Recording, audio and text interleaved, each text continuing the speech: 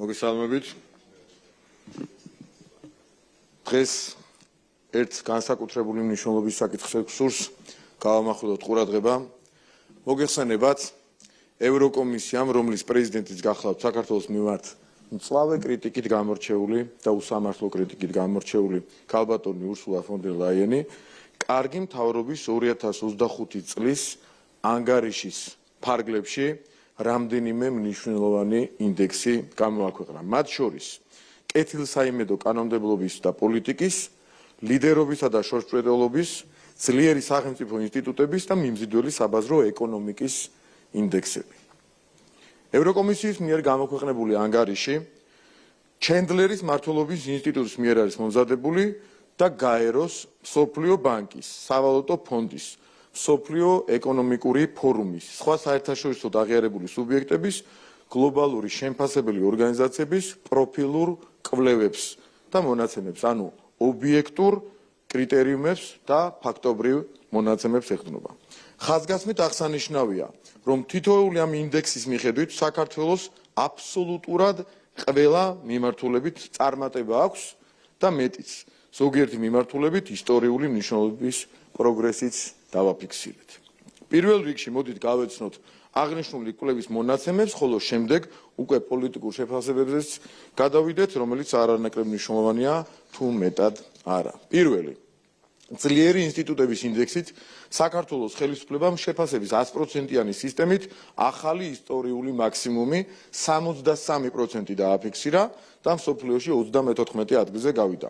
აღსანიშნავია, რომ ინსტიტუციური სიძლიერით საქართველოს უსწრებს ევროკავშირის წევრობის ყველა კანდიდატ ქვეყანას. ევროკავშირის და ნატოს წევრ 13 სახელმწიფოს: პორტუგალიას, ხორვატიას, საბერძნეთს, სლოვაკეთს, უნგრეთს, ალბანეთს, ჩრდილოეთ მაკედონიას, მალტას, კვიპროს, ბულგარეთს, მონტენეგროს, რუმინეთს და თურქეთს. მეორე, მიმზიდველი საბაზრო ეკონომიკის ინდექსით საქართველოს დააფიქსირა ახალი ისტორიული მაქსიმუმი, მსოფლიოში 30 ადგილზე გავედით და ევროპის საუკეთესო 20-ულშიც მოხვდით. შეფასების 100%-იანი სისტემით საქართველოს ახალი ისტორიული მაქსიმუმი 63.2% მიიღო.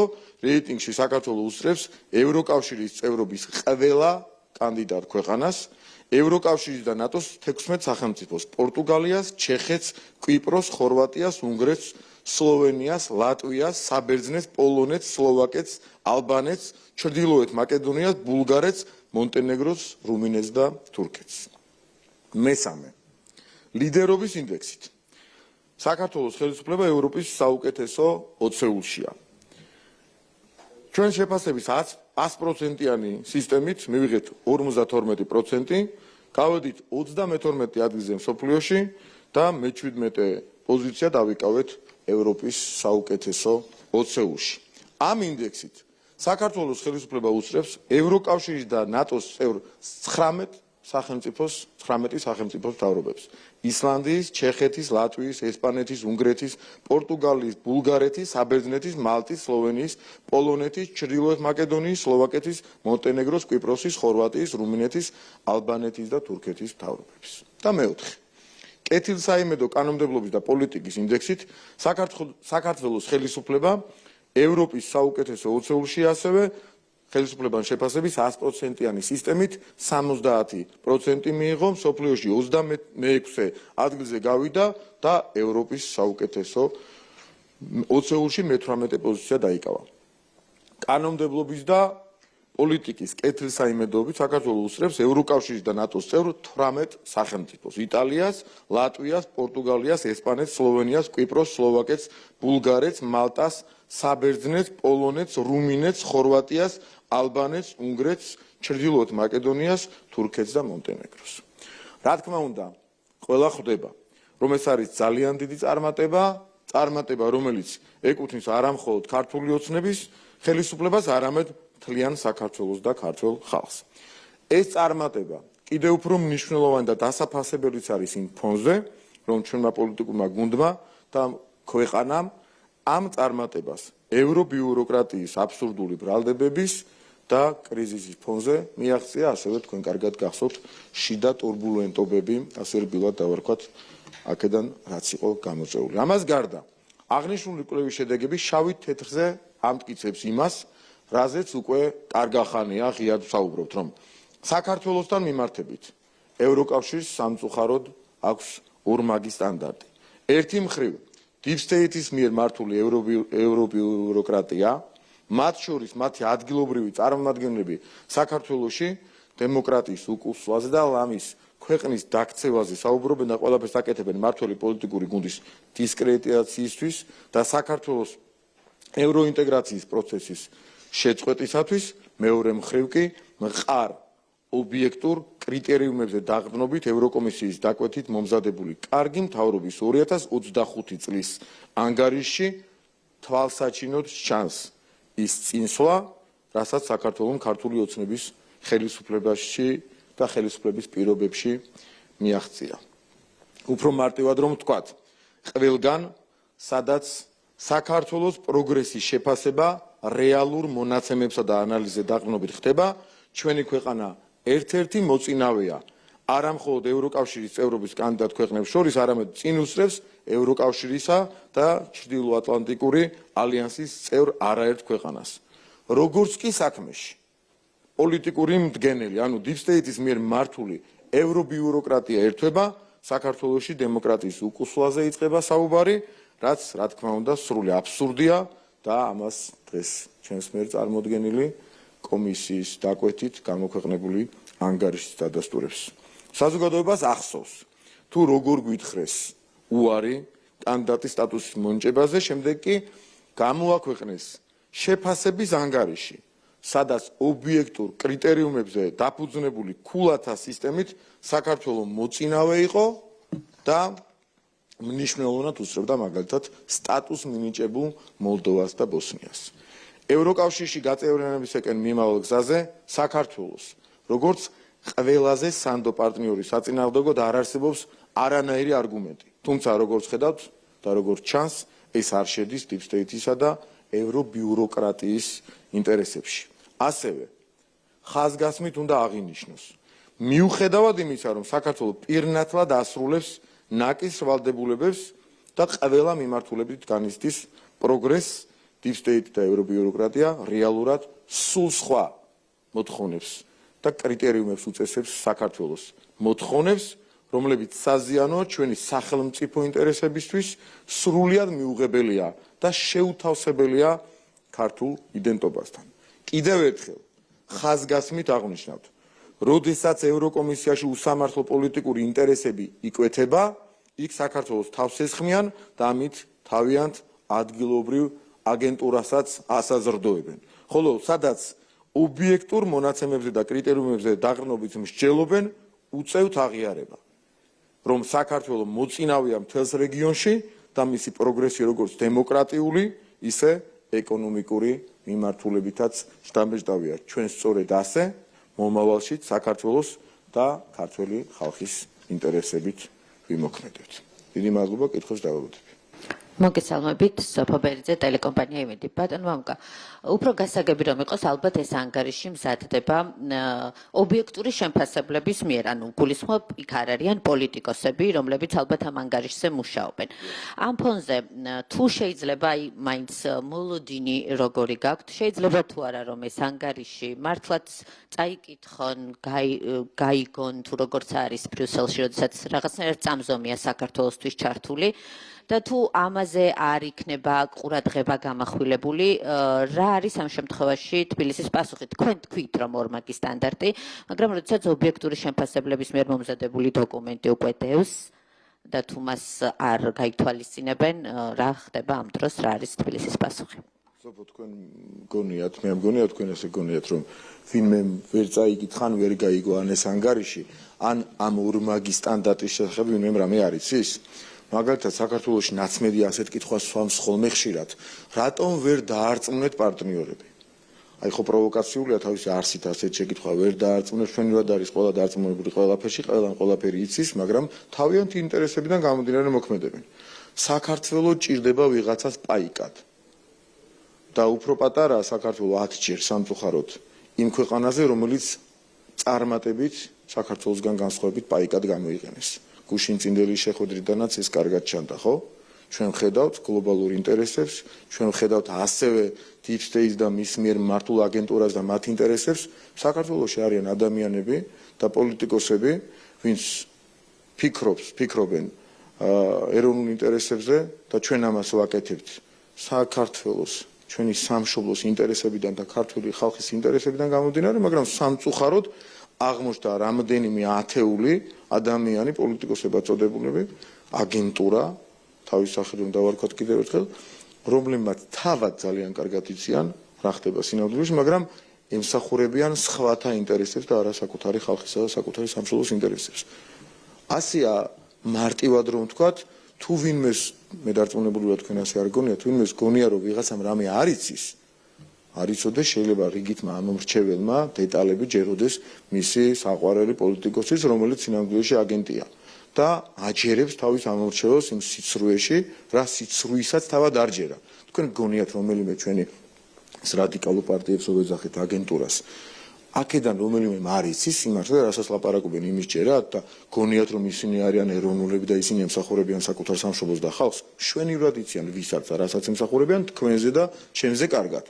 უბრალოდ ისინი ემსახურებიან ზედმეტნაკლები წარმატებით თავიანთ პატრონებს და ჩვენ ვაგრძელებთ ქართველი ხალხის და ჩვენი სამშობლოს მსახურებას, განსხვავება ეს მარტივი, ძალიან პრიმიტიულიც კი განსხვავება და როგორც კი ობიექტურად ვიღაცას მოუწევს რაღაც ქულით, ინდექსით, კრიტერიუმით შეაფასოს იმ წუთასვე ნათელი ხდება რომ ამ ქულათა სისტემაში საქართველოს არის მოწინავე, როგორც კი ეს პოლიტიკური ინტერესი ჩნდება და მათ შორის ის ინტერესის შიდა ტურბულენტობა გამოიწვიონ და რაღაც საზრდო მიცენ თავიანთ აგენტურას, იმ წუთას საქართველოს უკანასკნელია ხოლმე მათი გადმოსახედიდან, თუმცა ეს გადმოსახედი არ არის, ეს მათი მესიჯ ბოქსია. მადლობა. სხვა აქტუალურ თემებზეც მაქვს კითხვა. IDFI-ის ხელმძღვანელის საქმიანობის შესახებ გაირკვა ესეთი ინფორმაცია, რომ მას ბიზნესი აქვს რუსეთის ფედერაციის მოქალაქეებთან და სახელმწიფოსგან აქვს მნიშვნელოვანი შეღავათები მიღებული. მილიონებზე აქვს საუბარი, ერთ-ერთი მნიშვნელოვანი პროექტი, რომელსაც სახელმწიფო ახორციელებს და აფინანსებს ბიზნეს მეწარმეებს. მაშინ როდესაც ერთის მხრივ ხელისუფლების აქტიური მოწინააღმდეგეა კონკრეტულად ეს ადამიანი და მეორეს მხრივ როგორც ირკვევა არ ამბობს უარს რომ ისარგებლოს იმ შეღავათებით, იმ პროექტებით, რომელსაც სახელმწიფო ახორციელებს მეწარმეებისთვის. როგორი არის თქვენი შეფასება, როცა მოისმინეთ ახლა ეს ინფორმაცია? განსაკუთრებული გაკვირვება გამოიწვია ჩემში, რომ გითხრათ მოგატყუეთ, იმიტომ რომ საქართველოში ყავს მაგალითად პოლიტიკოსი, რომელიც ერთ-ერთი ყველაზე პროდასავლელია, რომ მკითხო და ლეგენდით, აგენტურული ლეგენდით იღებს რუსეთის ფედერალური ბიუჯეტიდან მილიონობით რუბლს.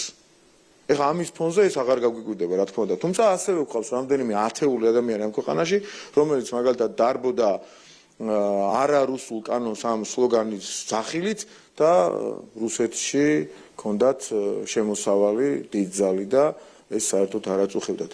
ეს ჩვეულებრივი ამბავი გახდა სამწუხაროდ, მაგრამ ორმაგ სტანდარტზე, როგორც მინიმუმ და ყველაზე რბილად რომ ვთქვათ, მიუთითებს. ბოლო კითხვა მაქვს. მედიაში ვრცელდება ინფორმაცია, რომ ბრიტანეთი ლიეტუვაში ქართველ აქტივისტებს ტრენინგებს უტარებს. საუბარია მოახლოებულ თვითმმართველობის არჩევნებზე და მათ შორის აქციებზეც. ამ პროცესში მონაწილეობენ ისეთი ორგანიზაციები, როგორიც არის სტრატეგიული კვლევის საერთაშორისო ინსტიტუტი და ბრიტანულ-ქართული საზოგადოება. ესეთი ტრენინგები ადრეც გვინახავს საქართველოში. დიახ, საქართველოში. ამჯერად რა მიზანს ხედავთ? იგივე მიზანი შეიძლება იყოს, რაც წინა შემთხვევებში? მიზანი ზუსტად იგივეა, საქართველოში არეულობის მოწყობა და ხელისუფლების შეცვლა. უბრალოდ საქართველოში თანხების შემოდინების ამ მიზნით თანხების შემოდინების აკრძალვის შემდეგ, უпростоრად ეს აკრძალვა არ იყო, ეს იყო ლუსტრაცია და ამით აიკრძალეს, საკუთარ თავს აუკრძალეს ფულის შემოტანა საქართველოში, იმიტომ რომ ჩვენ აკრძალვა ხო არ გაგვიკეთებია. ჩვენ უბრალოდ მოვითხოვეთ კანონის შესაბამისად გამჭვირვალე ყოფილიყო ყველანაირი დაფინანსება. ამით მოხდა აკრძალვა, თვით აკრძალვა გაიკეთეს, რომ მათ არ უნდათ გაიშიფრონ რისთვის იხარჯება საქართველოში ფული. და ურჩევნიათ მაგალითად პირად ანგარიშებზე ურიცხონ რაღაც მონაცემები არსებობს და მას შემთხვევით არ ვამბობ. ურჩევნიათ რომ სხვა გზებით შემოიტანონ თანხები, მაგრამ ეს არ არის იმ რაოდენობით ათეულობით მილიონი დოლარი, მაგალითად ახალგაზრდების რეკრუტირების მიმართულებით რომ იხარჯებოდა და ამიტომ ურჩევნიათ სხვა ქვეყნებში მიავლინონ ეს დაფინანსება, ტრენერები და ასე მოახდინონ მცდელობა საქართველოში მორიგი საქართველოში ხელისუფლების ცვლილებისა. რაც წარუმატებელი იქნება გარანტირებულად, იმიტომ რომ აქვე ატრენინგებდნენ და იმით ვერაფერი იქნეს და ეხლა სადღაც წაიყვან და წამოიყვანენ რამდენიმე ათეულ ადამიანს, ამით ქართველებს ნამდვილად შიში არ გაუჩნდებათ მათი ნების საწინააღმდეგო მოქმედებების დომინაციის. მოგესალმებით, ჩოთა ფალავანდიშვილი, რუსთავი. ბატონ მამუკა, ძალიან ახლოვდება თვითმმართველობის არჩევნები, ვიცით, ქართული ოცნება აქტიურად არის კამპანიაში ჩართული, დასახელდნენ მერობის კანდიდატები და ასე შემდეგ. ამ ფონზე ვხედავთ, რომ ოპოზიციაში ვინც მონაწილეობს არჩევნებში, ამ დრომდე არის, ასე ვთქვათ, კამათი თუ შა იმაზე, ვინ იქნება მერობის კანდიდატი, მოვისმინეთ ალეკ ველისაშვილის ვერსია, მერაბ სეფაშვილი, გიორგი შარაშიძე, თუმცა დღემდე არ არის ცნობილი, თუმცა არჩევნებამდე თითქმის ერთი თვეა დარჩენილი, მეტი არა. რაზე მიანიშნებს ეს პროცესი, რასთან გვაქვს საქმე ოპოზიციურ სპექტრში, ვინც მონაწილეობს არჩევნებში? როცა შენ თავს არ ეკუთვნი, მაშინ გადაწყვეტილების მიღების პროცესიც შესაბამისად გიჭიანურდება. ეს ხალხი არ ეკუთვნის თავიანთ თავს. ნაციონალური მოძრაობა, რომელიც თვეების წინ, ერთი წლის წინ დაახლოებით და მოკლე პერიოდში, უკანასკნელ პერიოდში ჯერ კიდევ ინარჩუნებდა მთავარი ოპოზიციური პარტიის სტატუსს, უთხრეს და რამდენიმე თვეში, მაქსიმუმ ერთი წლის განმავლობაში გადაიქცა მეოთხე, მეხუთე დაახლოებით ადგილოსან პარტიად. შეუმცირეს დაფინანსება, სხვას მოუმატეს დაფინანსება, სხვა გახდა დომინანტი იმისი იმედით, რომ ისინი ნაცებად არ აღიქმებიან. ვიღაცამ გაიდლაინებით დაულაგა და მითითებე მისცა აგენტურას, რომ ნაცმოძრაობა და ნაცები იმდენად დისკრედიტირებულები არიან, რომ მათ შანსი გამარჯვების აღარაზროს აღარ აქვთ და იქნებ ეხლა გაიყიდონ სხვა პარტიები არანაცებად და არააგენტურად. მაგრამ ნაცობა ამ შემთხვევაში კიდევ ერთხელ ვიმეორებ, რაც არაერთხელ მithქვამს. არ არის პოლიტიკური კუთვნილების აღამნიშნელი სიტყვა. ნაცობა არის აგენტობის და სხვის იმსახურების აღამნიშნელი სიტყვა.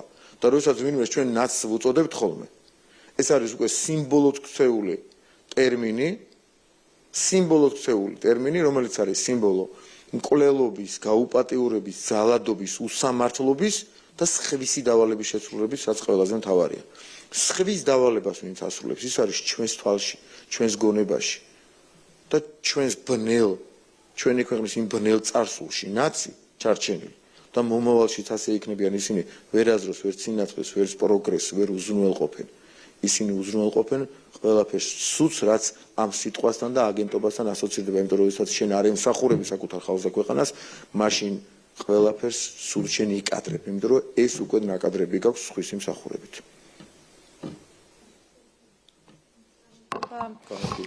უნდა გკითხოთ, ხომ არ შეგიცვლიათ პოზიცია ეუთოდირის მოწვევასთან დაკავშირებით ადგილობრივ არჩევნებზე. არა, გადაწყვეტილის არ გვაქვს. თავად ეუთოდირი ამბობს, რომ დაგვიანდაო ეს ყველაფერი, ჩვენ ამაზე ვფიქრობდით, არც კი და არც არა ჩვენ გახსოვთ, რომ კატეგორიულად და დაბეჭდებით არ გვითქვამს, რატომღაც მათ ჩვენთვის გასაკვირი პოზიცია გამოამჟღავნეს, დიდი სურვილიც არ გამოხატეს თავიანთ განცხადებაში და პოზიციაში. თუმცა დაახლოებით ძალიან გულწრფელი იყო სულ ერთიას პოზიციაზე ვარ. დიდად ჩვენ არც იმის პრობლემა გვაქვს, რომ იყოს, ან არ იყოს. წარმოუდგენელია, რომ რაიმე პრობლემა გქონდეს სადამკვირვებლო მისიასთან დაკავშირებით, ერთადერთი ჩვენი დათქმა ასეთი იყო. დათქმა, რომელიც არ გულისხმობდა მაინც და მაინც ან ასე ან ისე გადად. ჩვენი დათქმა იყო, რომ ის მაინც გააკეთოს ოპოზიციამ, ან თქვენ, თქვათ, მედიის წარმომადგენლებმა, რომ თქვათ, წინა შეფასება ეუთოდირის მისაღები იყო თუ არა. როგორი პარადოქსული სიტუაცია, ნახეთ, თქვენ ამბობთ, მაგალითად, თქვენი ტელევიზია, თქვენი ჟურნალისტები, ნაცმოძრაობის ყველა ფლანგის წარმომადგენლები, რომ არაფერში არ წერია წინა დასკვნა.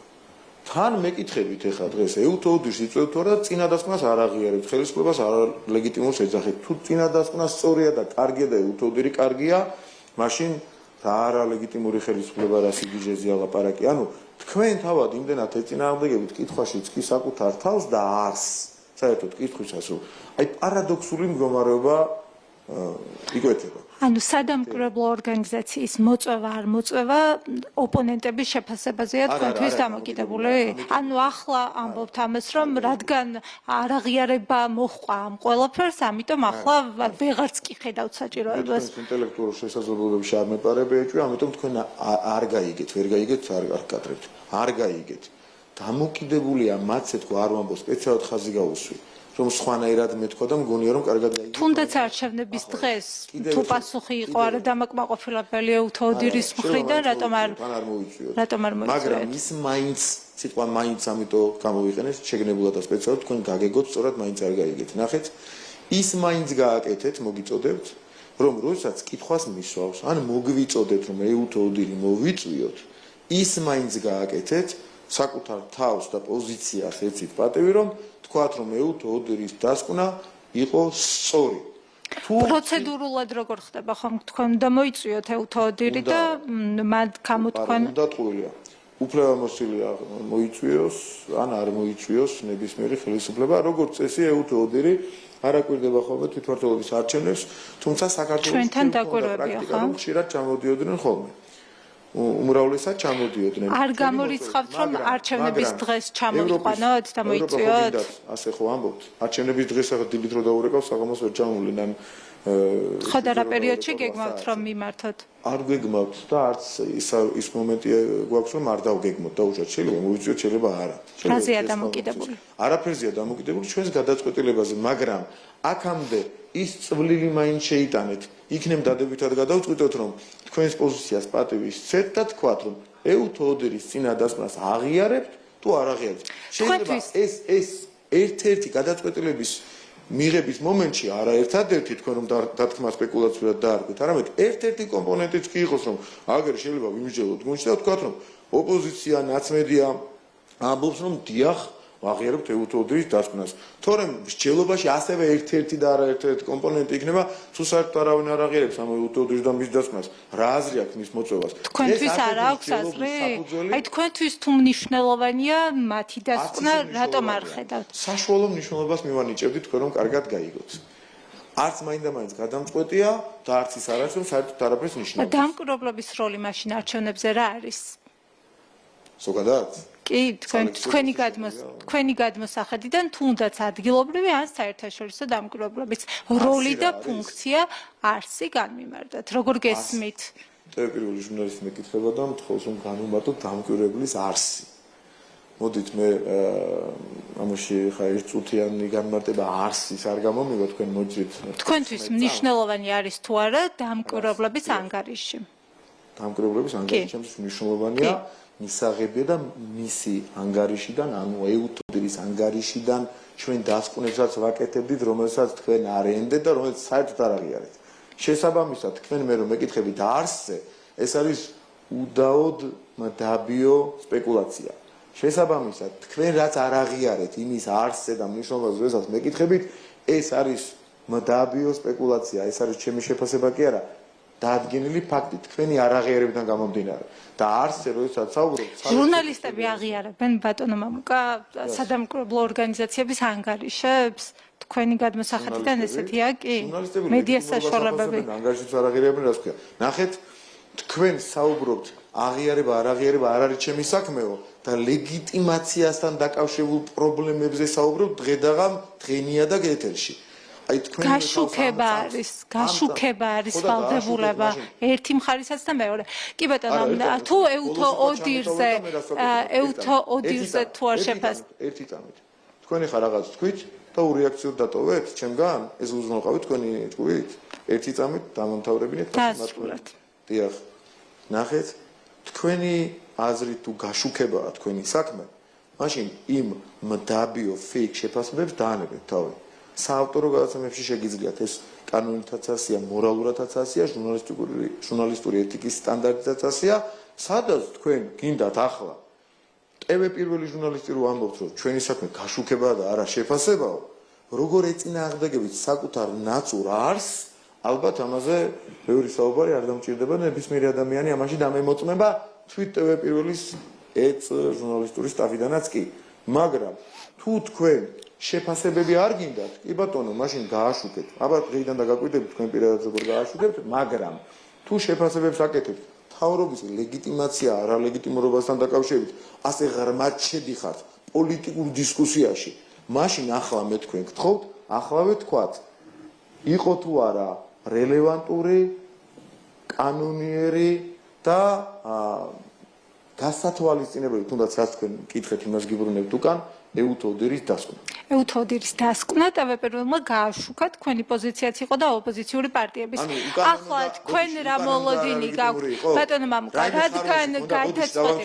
ბატონო მამუკა, ხარვეზი ქონდა რაიმე? ეუთოდერის დასკვნის რაიმე ხარვეზი თუ შეგიძლიათ მითხრათ, რითაც მის ისტორიაში შეიძლება შევიტანოთ ეჭვი. რადგან ჯერჯერობით ეუთოდერის მოწვევაზე გადაწყვეტილება არ გაქვთ მიღებული, ადგილობრივი სადამკვირვებლო ორგანიზაციებზე რა შეგიძლიათ გვითხრათ? მოგიწოდებთ, რომ შეაფასოთ იმ ფარგლებში, რომ უფრო მეტიც, უფრო სპეკულაციურად, უფრო დაბიო ფეიკების დონეზე შეგიფასებთ. შეფასებებში ხო არ მოყვებით მე და ამიტომ გეკითხებით ადგილობრივ სადამკვირვებლო მისიებზე რა შეგიძლიათ გითხრათ ხო და არ არის ახლა სწორი როდესაც ასე საუბრობთ და ამიტომ გეკითხებით ადგილობრივ სადამკვირვებლო მისიებზე რა შეგიძლიათ გითხრათ ვის მოლოდინი რა გაქვთ რომელი ორგანიზაციები დააკვირდებიან რა გაიგეთ კითხვას ამ წუთას თქვენ მე მითხარით რომ ჩემი შეფასებები არ არის შეფასებაშიც კი შეხვედით და ვერ ამბობთ ეუთოდერის დასკვნაზე თქვენს შეფასებას. ნახეთ, მე მაფასებთ, რესპონდენტ ჟურნალისტი გახართ, აფასებთ, ჩვენ მხოლოდ ვაშუქებთო და თქვენი შეფასება ხა არ არის სწორიო.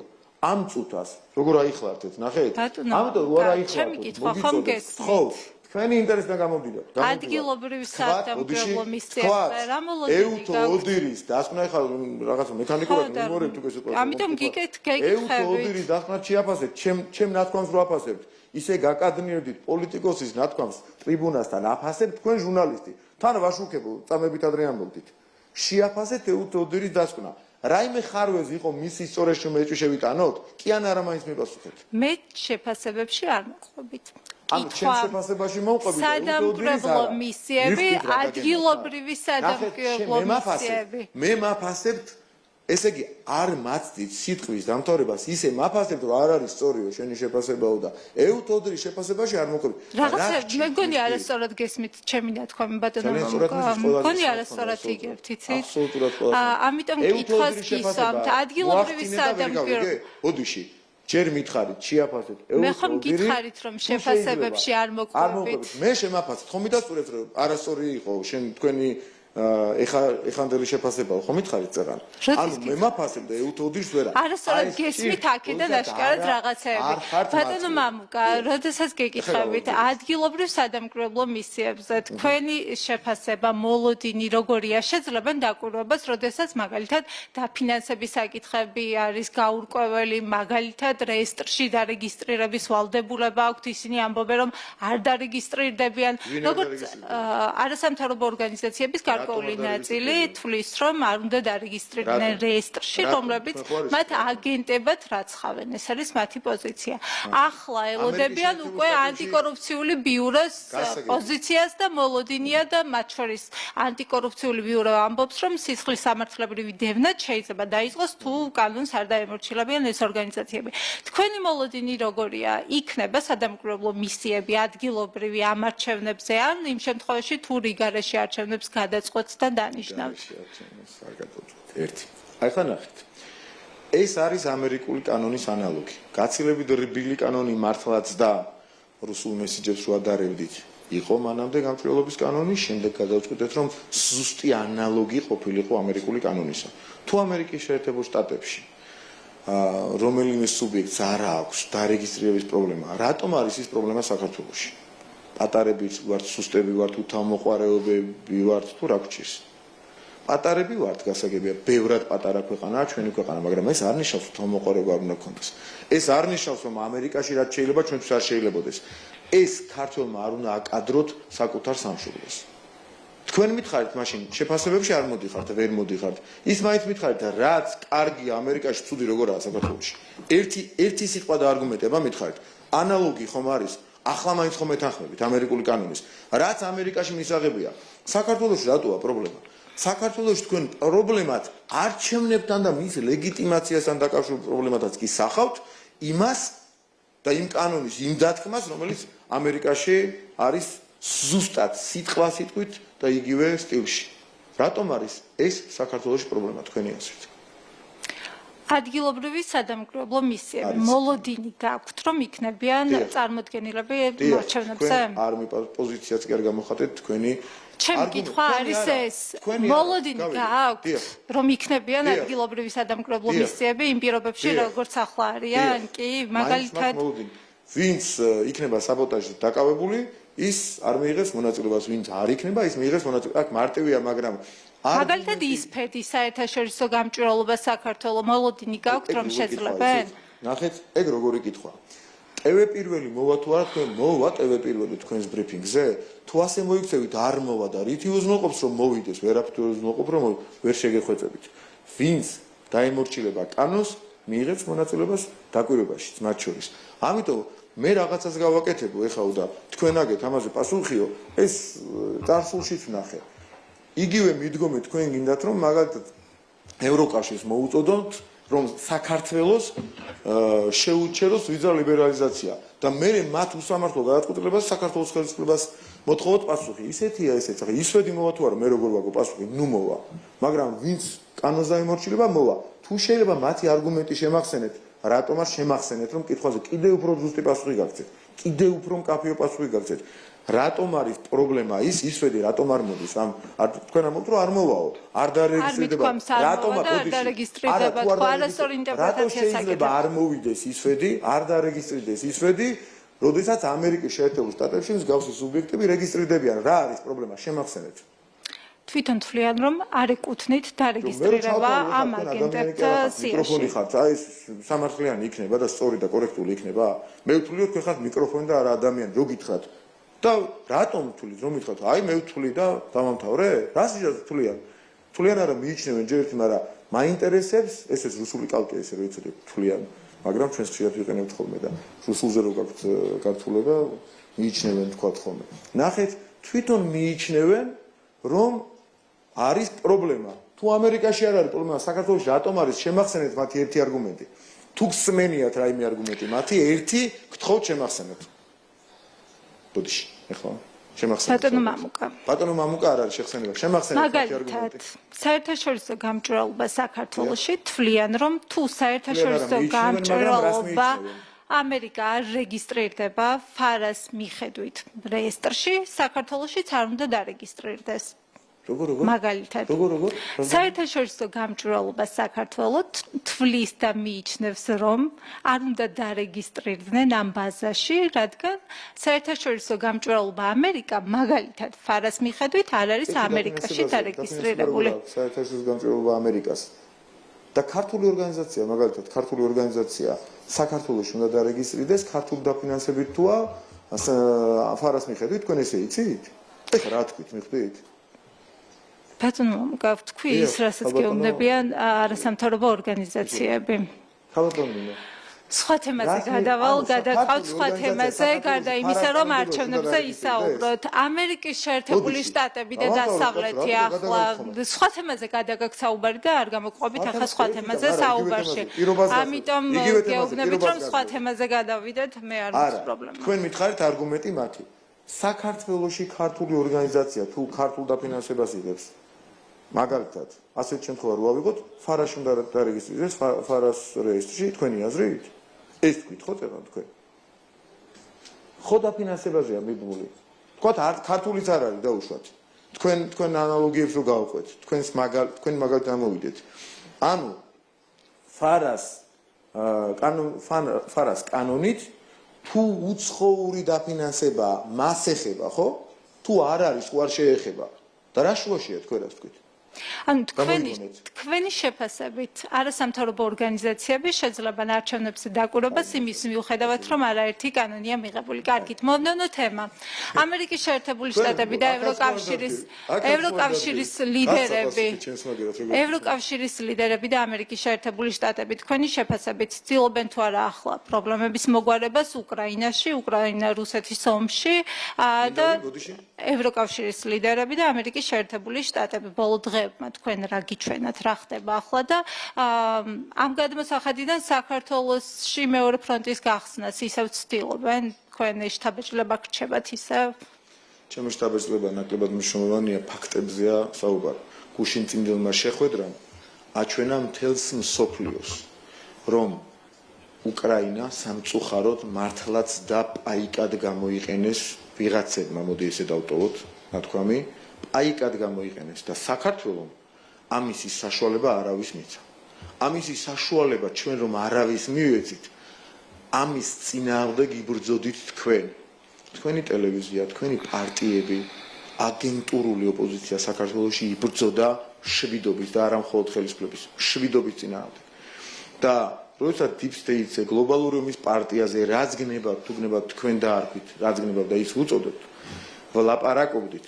ეს რაღაც ისეთ აბსურდულ მოცემულობად მოიტანეთ დამცინავ კონტექსტში აბა ომი გინდათ ეს კამპანია აქ ქართულ ოცნებას კი არა მოცემულობა იყო პრაგმატული თვალსაზრისით რატომ შეიძლებოდა ამ ომის ინტერესის მქონე ჯგუფს თუ ადამიანებს არ სდომოდათ საქართველოს მეორე ფრონტი ერთ არგუმენტს ვერ მეტყვით რატომ შეიძლება არ სდომოდათ და რომ უნდათ ეს კულისებში ღიად ევალებოდა საქართველოს, მაგრამ საქართველოს დავალებებს აღარ იღებს და აღარ სიტყვა რო თქვი შემთხვევით კი არ მეთქვას და კი არ წამომცდენია. ჩვენ გქონდა მოცემულობები, როცა რაღაცებს ვითვალისწინებდით. და ვითვალისწინებდით ჩვენი ინტერესის საზიანოდაც კი ოღონდ ისეთებს, რის გამოსწორებასაც შევძლებდით. მაგალითად, სახალხო დამცველად რომ ვირჩევდით ლომჯარიას ვიცოდით რომ გამოსწორდებოდა ეს და ავიტანდით და გადავიტანდით. რაღაცა პოზიციებზე რო ყავდნენ ადამიანები, რომლებიც პრაქტიკულად გაშიფრული აგენტები იყვნენ, ამასაც გადავიტანდით და ჩვენ თამაშ ვათამაშებდით. პირდაპირ ვამბობ, ამას შეიძლება ბევრი თამამად არ ლაპარაკობდეს და გეუბნებით პირდაპირ. ქონდა ეს მოცემულობები, მაგრამ იმისი სამწუხაროდ იმისი თავი მაშინ რომ აი ესე პირდაპირ დავჯახებოდით. დიდი ინტერესი, რომელიც არ გამომდინარეობდა საქართველოს ინტერესთან, შეიძლება არ ქონდა იმხელა და იმდენი, როგორც გვაქვს დღეს. და დღეს ჩემმა და თქვენმა ქვეყანამ თქვა, რომ მე ვარ დამოუკიდებელი ქვეყანა, დამოუკიდებელი სახელმწიფო და მე მხოლოდ ჩემი ხალხის ინტერესებიდან გამოდივარ. და არ მაინტერესებს სხვა არაფერი და მე ამისი თქმის საშუალება მაქვს იმდენად ძლიერი გავხდი. აქამდე მივედი და თქვენ მაინც ამას ეჭიდავებით სამწუხაროდ. მეორე ფრონტზე უნდა გკითხოთ ისევ ეს მაგაზე დაგისვით კითხვა ისევ ფიქრობთ? დღეს რომ ვიღაცა ამაზე პასუხი. დღეს რომ ვიღაცა მიცოდეს, რომ საქართველოში არსებობს ხელისუფლება, რომელიც წაყვება მეორე ფრონტის გახსნაზე, შეიძლება რაღაც მოცემულობები სხვანაირად გადაიღოს. აღარ გთავაზობენ? გუშინ საღამოს აღარავის დაურეკავს. ესეთი ირონიული პასუხები, კითხვები არ გინდათ ასეთ ირონიულ პასუხებს მიიღოთ. კიდევ ერთი კითხვაც მაქვს სხვა თემაზე, თუ შეიძლება. რუსეთის უშიშროების ფედერალური სამსახური აცხადებს, რომ უკრაინის სპეცსამსახურების კიდევ ერთი მცდელობა აღკვეთეს ყირიმის ხიდზე დიდი სიმძლავრის ბომბი, რომ აიფეთქებინა. FSB ამბობს, რომ მას საფეთქებელი მოწყობილობა რუსეთში უკრაინიდან ჩავიდა საქართველოს გავლით.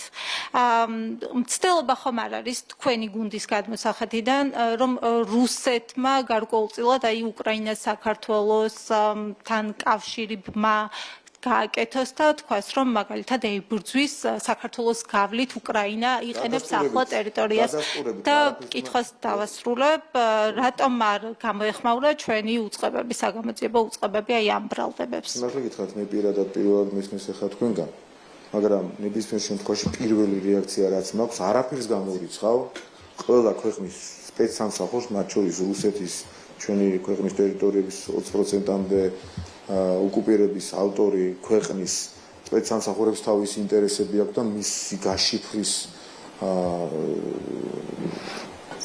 მის გაშიფრას ახლა მე ვერ დავიწყებ. შეიძლება ასეც იყოს, ან არ იყოს. ყოველ შემთხვევაში ამ ვერსიის გამო ვთქვათ არ შეიძლება. თუმცა ისიც შემიძლია თქვა რომ მსგავსი და ანალოგიური შემთხვევა ადრეც იყო, რამდენად დადასტურდება ეს ან არ დადასტურდება ეს მეორე საკითხია და ყველა ქვეყანას ოკუპანტსაც, არაოკუპანტსაც, მეგობრებს თუ მეგობრად წოდებულს აქვს თავისი ინტერესები და ყველა ქვეყნის მსგავსი და მისი სპეცსამსახურის მსგავსი განცხადება უნდა განიხილოთ მისი ინტერესებიდან გამომდინარე და იმ სიცოცხლეში არ უნდა შევიდეთ შაშანწი რომ იძახდეთ თქვენ მაგალითად აი მეგობარი გეუბნებათ ამათ მეგობარი კი არა ყველა ქვეყანას ეს მეგობრობა ახლა რა ინტერესს ხედავთ და როგორი ანალიზი გააკეთეთ ინტერესები ხანდახან სამწუხაროდ მეგობრობის ხარისხსაც ამ შემთხვევაში რუსეთიდან რა ინტერესი დაინახეთ დამათვალებინეთ თუ შეიძლება რაც შეეხება ნებისმიერ განცხადებას ასეთ შემთხვევაში უნდა ვივარაუდოთ უდიდესი ალბათობით და უნდა ვირწმუნოთ რომ ყველა ქვეყანა საკუთარი ინტერესებიდან გამომდინარე საუბრობს და მოქმედებს და შენ ქვეყანაზე არავინ ფიქრობს ჩვენ თავს უნდა მივხედოთ ეს ამას უნდა მივხვდეთ მეგობარია ის ქვეყანა ასეთია ისეთია ასეთი და ისეთი არსებობენ ადამიანები ქვეყნებს აქვთ ინტერესები გლობალურ ძალებს რუსეთს რა ინტერესი აქვს ამ შემთხვევაში დააზიანოს სხვა ინტერესები სხვა ქვეყნების მათ შორის საქართველოს ოკუპაცია განგრძობითად გრძელვადიან პერსპექტივაში უზრუნველყოს მყარად და ასე შემდეგ და მათ შორის ებრძვის დღეს და დიდი ნაწილი ოკუპირებული აქვს უკრაინის რა ინტერესები ექნება ხო მეგობრული ინტერესები ამასთან მიმართებაში არ ექნება ხო და უნდა გამოვიდეს ის თავისი ინტერესებიდან ასეთ განცხადებებს აკეთებენ ახლა ჩვენ როგორ გავშიფროთ ეს როგორი ჟესტია დაკავშირება უნდა თუ არა დიდი ალბათობით შეიძლება ასეც იყოს ან შეიძლება არ იყოს და შეიძლება მართლაც ასე იყო და უბრალოდ ესე გამოაგდეს და პირიქით აწყობდათ იმ რეალობის ასახვა შეიძლება მართლაც რაღაცა გაიპარა საქართველოსთან ან არ გაიპარა არავინ არ იცის ეს ამას დადგენა ჭირდება სამართალ დამცავებით ამასთან დაკავშირებით ჩვენ მოახდენენ რეაგირებას შემდეგ განცხადებას თქვენ მიჩვეულები ხართ ნაცები საერთოდ რაღაცა რო ხდება იმ წუთას განცხადების გაკეთება და რაღაცას დადგენა რო ჭირდება ჩვენ დაადგინე და შემდეგ გააკეთება თქვენ იკითხეთ და მიდის მოკვლევა ჩვენი სამართალდამცავი უწყებების მხრიდან ამ განცხადებაზე რაც რუსეთმა გაავრცელა. ნახეთ, წუთნახევრის წინ თქვენ წუთნახევრის არიცოდით, კი, გამახსენდა რომ არიცოდით. კი ბატონო, მის რომ არიცოდით. სალამი სოციალისტური პოსტები. ორი კითხვა მექნება.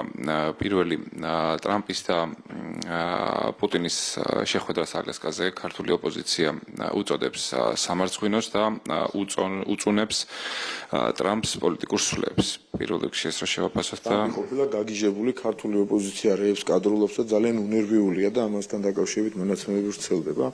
Fox News-ი ავრცელებდა აი ესე დამცინავად თუ გავცემთ ამას პასუხს ასისულელეები ახლა რაღაც სამარცხვინოა და რაღაცებს წერდნენ და რას წერდნენ კიდე იცით აი მე მაინტერესებს იმ ადამიანების განწყობა რომელსაც ქართული ოპოზიციის აგენტურული ნაწილი სჯერა ზელენსკი და ევროპელი ლიდერები ვაშინგტონში ჩადიან გავიმარჯვეთ და ბევრი ძახილის ნიშანი სოციალურ შეხვდა ხალხს რას უშვებიან გესმით გავიმარჯვეთ ზელენსკი და ევროპელი ლიდერები ვაშინგტონში ჩადიან ტრამპთან და რა ან რა დამარცხიან რა გაიმარჯვა რა გინდა საერთოდ ანუ რაღაცა ხომ უნდა ეთქვათ და პიარული თავხედობის ერთ-ერთი კლასიკური გამოვლინება ხო რასაც უნდათ იმას აჯერებენ ვიღაცებს ეს რწმენა აქვთ მაგრამ გავიმარჯვეთო და ძახილის ნიშნები გქონდათ ბევრი გამძაფრებისათვის ამ ნარატივის ეს ნარატივი ცადეს გავანძღვაც ცადეს ახლა პუტინი გასაგებია ტრამპის მიალანძღეს და ნუ საოცრებებს აკეთებენ და ეს ვარ გააკეთონ ჩიხში არიან სხვა გზაც არა აქვთ იქიდან გამომდინარე რომ თელმა სოფლიომ დაინახა რა არის რეალობა თუ რამდენიმე წლის წინ 3 წლის წინ როდესაც ომი დაიწყო და მრცხვენია ქართველობის ზელენსკიმ გახსოვთ რა საფუძვლებით ჭყალებში რა თქმა უნდა გაიწვია საქართველოსთან ელჩი გახსოვთ რა სამარცხვინო გადაწყვეტილება იყო და არა მხოლოდ ნაცები ცოტა ესე რო ყოყმანობენ გადაწყვეტილების მიღებაზე შუაშისტებს რომ ვეძახით ხოლმე ასეთი ადამიანები და რამდენიმე ჩვენიანიც აყვა ამ ნარატივს მაშინ Facebook-ში წერდნენ სოციალურ ქსელებში მრცხვენია რომ ქართველი ვარ რისი რცხვენია შეკარგო ადამიანო რისი რცხვენია რომ იმან მიიღო სამარცხვინო გადაწყვეტილება შენ შეგს ხო ქართველობის დამოუკიდებელი გადაწყვეტილებები რომ მიიღე და იქიდან დარტყმაზე მოდიოდა ყოველ დილას აღამოს ამის შეკრცვა დღეს ხო მაინც ფიქრობ რომ დაარბოდი რუსული კანონი ვიძახდი და ქართველობის მწვენეაო რო იძახდი და სლავა უკრაინაო რო იძახდი და საქართველოს არ გაინტერესებდა იმ მომენტში რა ხდებოდა საქართველოსთან მიმართებით. დღეს არ მწვენია ამისი, რატო აღარ წერ Facebook-ში თუ სხვა სოციალურ ქსელში, რომ მწვენიაო იმისიო, რომ ასე ბოდიში ამ გამოთქმის და დამაგო იმეს. ახლა რატო არ წერ? საკუთარ თავს უნდა გამოუწყდე ხანდახან და თუ შეხედავ და მიხვდები, რომ ისეთი გლობალური მოვლენები დაალაგდა და ისეთ რაღაცები მოხდა, რამაც ფარდა, ახადა ყველაფერს და თეთრით ჩავზე, შავით თეთრზე, უბრალოდ ნაწერივით გამოჩნდა ყველაფერი, ამის აღიარებაც უნდა შევძლოთ. ეს ქონია ბევრი მომენტი ცხოვრებაში, ვიდრე პოლიტიკაში მოვიდოდი, რაღაცაზე არასწორად ფიქრობდი და მე პოლიტიკამ გამოცდილება მაჩვენა, რომ ეს ასე კი არა, სხვანაირად ყოფილა თურმე და ვლაპარაკობ თამამად. კითხვაც რომ დამისვათ, გიღიარებთ. არა ეს ღმერთი არავინ ადამიანები ვარ ჩვენ, ყველანი. შეცდომებიც მოგდის და თუ კი შენ უკაცრავად კიდე მეორედაც ამ გამოთქმას ვიღაცამ დაგაგოიმა და გეგონა რომ ეს სამარცხვინო გადაწყვეტილება საქართველოსთვის იყო სამარცხვინო, დღეს ხო ასე ვეღარ ფიქრობ და აღარ ფიქრობ. მოდი და თქვი დღევანდელმა გუშინწინდელმა განსაკუთრებით დღეებმა დაადასტურეს, რომ ეს იყო პროქსიომი. სხვა იბრძოდა სხვის ნაცვლად და გაცილებით გლობალური ძალები იყვნენ ამაში ჩართულები და რა თქმა უნდა საქართველოს ამ გეგმის ნაწილი იყო, რაც ვერ მოახერხეს და მხოლოდ ამიტომ იყო ის წარმოუდგენელი დარტყმები საქართველოზე, რომელი დარტყმებიც რომ არ აგვერიდებინა. შეიძლება ვინც ახვა ამ ნარატივს არაერთი მათგანი ცოცხალი არ ყოფილიყო დღეს. დღემდეც ვიღაცები ამ ნარატივს ხარს უჭერენ, შეიძლება ფიზიკურად ცოცხლები აღარ იყვნენ. ანუ გარდაუვალ სიკვდილზე ვინც წაიყვანა და ვინც დააჯერა, რომ სწორი იყო, სიკვდილი კი არ ეგონა არავის თუ ასე მოხდებოდა, თორე ამას ხო არ ინატრებდნენ. ვინც ცდილობდა რომ ხელისუფლებაში მოიყვანა ის ხალხი, რომლის გაგრძელება, რომელთა ქმედების გაგრძელება საქართველოს გარდაულად ომში ჩართვა იყო. შეიძლება ცოცხალი არ ყოფილიყო ბევრი ადამიანი, ასეთები დღესაც უჭერენ ხარს. ეს ხომ უნდა გავიაზროთ, ხომ უნდა მივხვდეთ ბოლო-ბოლო რა შეასრულა. რაღა უნდა მოხდეს. აი მაგათაც ერთ-ერთი ბოლო აკორდი იყო, კიდევ ბევრი რაღაცები მოხდება, ხო რაც თვალს აუხელს ბევრს, მაგრამ ერთ-ერთი ბოლო აკორდი დღევანდელი გადასახედიდან ყოველ შემთხვევაში იყო ტრამპის და პუტინის შეხვედრა, ხო? რაც ილაპარაკეს, რა გადაწყვეტილებისკენაც მიდიან. ახლა ანონსებენ მშვიდობის ძიებაში სლოგანი გამოიტანეს ორმხრივი პრაქტიკულად, ხო? რაღა უნდა მოხდეს, რომ თვალი აგეხილოს, რომ შენ ვისაც ეტრფი პოლიტიკურად ემსახურება სხვებს და არა საქართველოს. შავის და თეთრის გარშევა რაღამ უნდა გაიძულოს. ხოდა მიხვდე ბოლო-ბოლო რა შეა საქმე. გავიგე, შეიძლება მდინარაძე არ გიყვარდეს, ქართული ოცნების სხვა ლიდერი ან წარმომადგენელი არ გიყვარდეს, მაგრამ შავი და თეთრი ხომ უნდა გაარჩიო როდესღაც. მე ამორჩევს არ საყვედურო, გასაგებია ყველაფერი, მაგრამ დღეს შეუძლებელია რომ არჩევანში კიდე ყოყმანობდე. მე ნუ დამიჭერ ხარს თუ არ მოგწონ ვარ, მაგრამ რეალობაზე გამაკრიტიკე. რუსული ამ რაღაც სისულელებს ნუღამელაპარაკები. როცა ტრამპსაც უკვე რუსულს და რუსს ეძახიან. ეგ შენი ლიდერი პოლიტიკოსი. და კიდევ ერთი კითხვა მექნება პოზიტივის ინფორმაციით კალათბურთელმა გიორგი ცინცაძემ, რომელმაც ღირსების ორდენზე დემონსტრაციულად თქვა უარი, რამდენიმე დღის შემდეგ ამ ფაქტიდან ფედერაციაში გააგზავნა საკუთარი საბანკო ანგარიში და ფულადი ჯილდო აიღო. ეს რა შევაფასოთ? არ ვიცი, მეგონი კომენტარი არ ჭირდება ამას. მე მგონია რომ ამას ბევრი კომენტარი არ ჭირდება, ძალიან უხერხულია ეს ყველაფერი, ვისაც ადამიანები გამოდიან და ამბობენ ღირსების მედალზე რაღაც ამ პოლიტიკური უმეცრების ნიადაგზე და შემდეგ აღმოჩნდება რომ თურმე თვითონ წარუდგენია, ხო, როგორც თქვენ თვითონ წარუდგენია მონაცემები, ფული ჩამრიცხეთ, მედალი არ მინდაო და უხერხულია როგორც მინიმუმ ეს ყველაფერი. და საიდანაც მოდის ალბათ გასაგებია. გაქვს პოლიტიკური მწამსი რაღაც, მაგრამ არსებობს რაღაც საკითხები, რაზეც არ დაობენ. არსებობს რაღაც საკითხები, რაზეც არ უნდა შეხვიდე.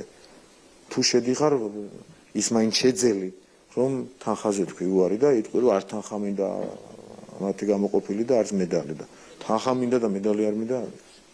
უხერხული. მადლობა.